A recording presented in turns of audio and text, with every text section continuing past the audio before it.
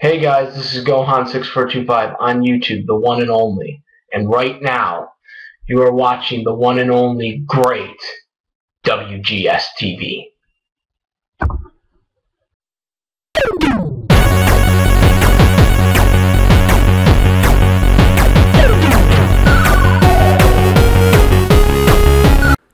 You have warped your way into another episode of WGS-TV right here on YouTube.com/WrestleGamer. I am the WrestleGamer, Double B, Billy Boo Jones. We're taking a look at the Elimination Chamber from last night, guys. The WWE Network exclusive Elimination Chamber.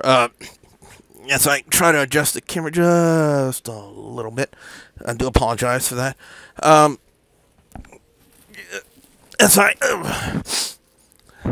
As I try to make myself comfortable to talk about a lousy show, and that's pretty much what we got. It was pretty much just that. It was a lousy WWE Elimination Chamber. Now, there was a kickoff match, Stardust and Zack Ryder. I'm not even going to bother talking about that because there was like little to no relevance to the match whatsoever, so why bother talking about it? And I think the same could be said about MizTV with Daniel Bryan. I think that's pretty much the only relevant thing that was going for MizTV was the fact that Daniel Bryan was on there. And what did they do? They just used him to bring out Macho Mandow and Axelmania just to beat up The Miz. That's pretty much it. There was no update on his health. There was no update as to what the injury was. They just brought him out there to put Macho Mandow and Axelmania over on The Miz. What does that say about that guy's career right now in the WWE? At one point, he was headlining WrestleMania. WrestleMania 27. It was in 2007, I believe, against John Cena, and now look at him. He's being put over. He's putting over two basically mid-carders. I'm probably going to get a lot of hate for that. But, hey, I'm always brutally honest with my opinions on here. We would start out very interestingly with the Tag Team Championship Elimination Chamber. And, you know, again, the first of its kind, so we were all kind of really interested to see, especially yours truly, interested to see exactly how WWE would work it. You know, how would they work a Tag Team Elimination Chamber since it's never been done before? And it's a 10-plus year history of existing as a gimmick match for WWE. And it was indeed a unique thing. Hats off to Kalisto and El Torito for the crazy things that we're doing inside the chamber, especially Kalisto scaling the Elimination Chamber almost to the ceiling and then just coming down on the guys. I think there was one person who did that in TNA when they had that Escape the Dome match for the X Division title. I can't remember exactly who. I think it might have been Suicide. But the way it would boil down to the primetime players in the New Day, and Kofi would hit the Trouble in Paradise on Titus, and every member of the New Day, because all three members were allowed to participate, thanks to Kane. And they triple pinned Titus, so that's how they retain the Tag Team Championship. The Divas Championship triple threat match, Nikki, Bella, Naomi, and Paige, a little bit better than I thought it was going to be. But a lot of people were hoping for them to either put the title on Paige or Naomi, but they decided to keep it on Nikki Bella with the Rack Attack on Naomi. John Cena and Kevin Owens. If I would have had the chance to do a preview video, I would have had a lot to say about this, because there was about 97% of the YWC out there who pretty much just have a blind, outright hatred for John Cena, were on the bandwagon of saying that Cena was going to bury Owens.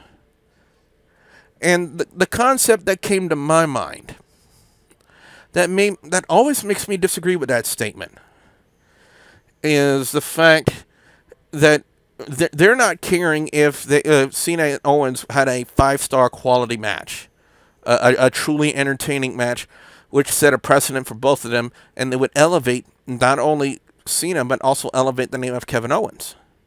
They were like, nah, Cena's always been in the top, and anybody he beats, he buries. And that's kind of, this is why I have such a different opinion about John Cena from everybody else. Because I don't agree with that. Because just working with John Cena elevates the name of Kevin Owens, in my opinion. It brings up the stock value of anyone he's working with. Because John Cena is the it guy of WWE. And getting a chance to work with that guy, the it guy, in WWE, elevates you. It brings more attention to you.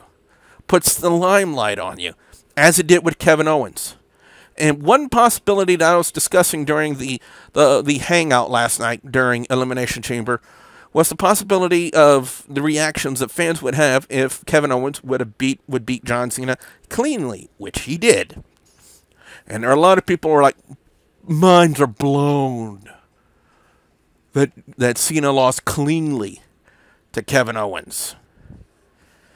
Either way, either outcome, in my personal opinion, elevates the name of Kevin Owens. Bar none. The result could have been completely different. It could have been John Cena. As I'm looking at something here, I apologize. John Cena could have beaten Kevin Owens, and still, in my mind, Kevin Owens' name would still be elevated right to the same spot. Just for working a pay-per-view with the top guy in WWE. I just don't understand why people don't see it that way. I don't understand why people just want to say, we don't like John Cena. John Cena sucks.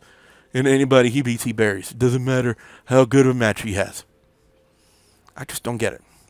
I don't understand the way some people's minds work. That's why I disagree with the haters out there. Because I don't see what they see. Bo Dallas and Neville. Anybody giving a flying expletive about this? Because tell you what, nobody on the hangout last night really cared. Because there was only really one mention of the match during the hangout, and that's when I brought it up. That's when I brought it up, asking, does anybody give a flying double expletive about Bo Dallas and Neville? And everybody, the rest of the guys on the hangout were like, no. Basically, it was just Neville hitting the red arrow on Bo Dallas. Really nothing special. And speaking of nothing special, when we found out who's Rusev's replacement was going to be in the Intercontinental Championship Elimination Chamber, Mark Henry, the stock value of that match just tanked, in my opinion. The Tag Team Elimination Chamber match was much better. I don't think fans out there really agree with the fact that WWE put the Intercontinental Championship on Ryback when he hit the shell shock on Sheamus. And what it looks like last night is basically WWE looking at the obvious and pulling a swerve in almost every instance, in a sense. In the tag team match, I think a lot of people wanted the primetime players to walk away with the championship just based on all the vignettes and all the stuff they've been doing on TV. Instead, they keep the title on the New Day. Now, would the New Day and the primetime players make for an excellent tag team feud? I think so. Could Ryback and Sheamus hold that same weight? I think only time can tell. I think it's too early to judge something like that. Now, will they have a feud? Will Sheamus and Ryback have a feud over the Intercontinental Championship? I would say more than likely. They would have a feud about it. I mean, they kind of started it all. Pardon me. It kind of started the whole thing when they were announcing the Intercontinental Championship Elimination Chamber match. And kind of oddly enough, they kind of finished with the two. And will it lead to a feud between the two? I would think so. Because then it would take Sheamus away from Dolph Ziggler. So that way they could kind of concentrate on a storyline between Ziggler and Rusev. Because based on the hottie Lana. And now the WWE World Heavyweight Championship match, Seth Rollins and Dean Ambrose. I had high expectations for this match. Considering how excellent and how epic their past encounters have been. I mean, prime example, their Hell in a Cell match back in October. How epic was that match? It was an excellent match. It was a great match. Last night, Elimination Chamber, they went out there and laid an egg. Completely dead.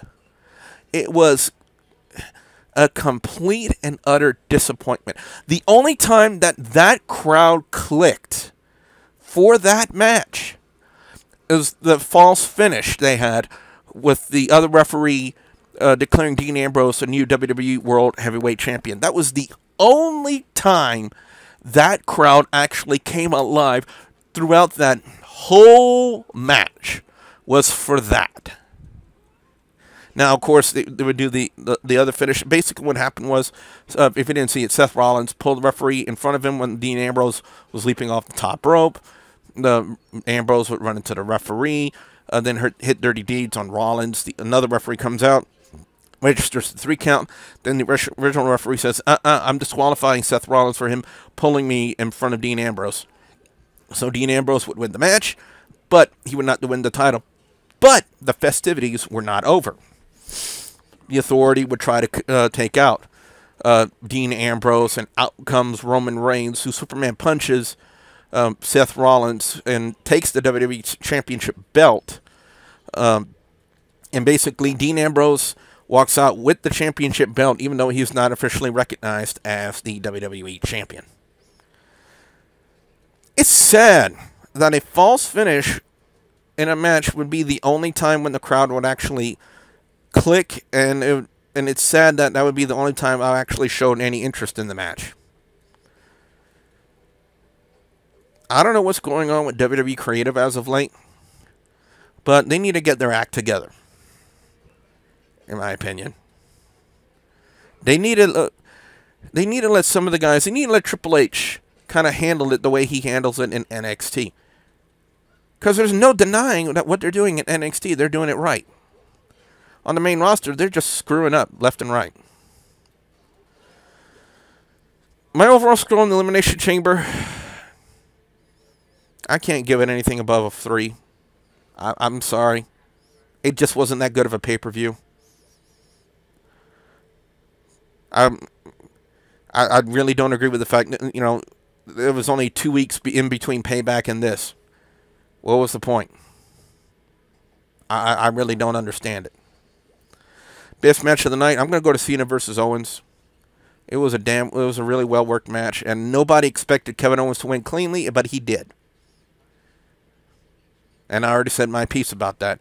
Worst match of the night, I'm going to go to the Intercontinental Championship Elimination Chamber match. That thing was just terrible. It was just terrible. With the WWE World Heavyweight Championship match a close second. And that's sad, because I had really high expectations for Seth Rollins versus Dean Ambrose.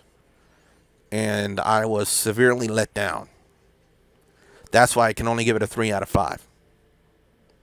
What I want to know from you guys out there, the viewers and subscribers, your thoughts on Elimination Chamber. What are your overall scores? What are your picks for best and worst match or segment of Elimination Chamber last night? I definitely want to hear what you guys have to say. Be sure to put your comments in the comment section below. Don't forget to zap that like button. Also, don't forget to check out me on social media, on Facebook, Twitter, and Instagram. Don't forget to check out my other videos, including my Let's Plays, which you can see in the annotations at the end of this video, and the links will be provided in the description box below. So, with that being said, I'm the Russell Gamer, Double B Billy Bujo, saying we'll see you at the next Warp Zone. All yours, come and get it. Okay. They're really attached to us, aren't they? You're right, you two are really worth